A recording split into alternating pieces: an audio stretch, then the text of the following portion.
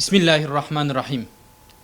Aziz milletimiz, Yüksek Seçim Kurulu dün itibariyle seçime katılacak partilerin listesini açıkladı. Böylece 31 Mart 2024 tarihinde yapılacak yerel seçimlerin startı da verilmiş oldu. İnancımız odur ki halkımızın dürüst belediyecilik, gerçek hizmet ile tanışma zamanı gelmiştir. Hüdapar olarak birkaç seçim bölgesinde ittifak adaylarını destekleme, diğer yerlerde ise seçimlere kendi logomuzla ve kendi adaylarımızla katılma kararı almış bulunuyoruz.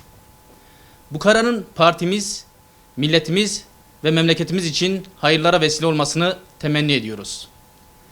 Aday adaylığı için başvuru süresini de bu vesileyle 20 Ocak 2024 tarihine kadar uzatma kararı aldık.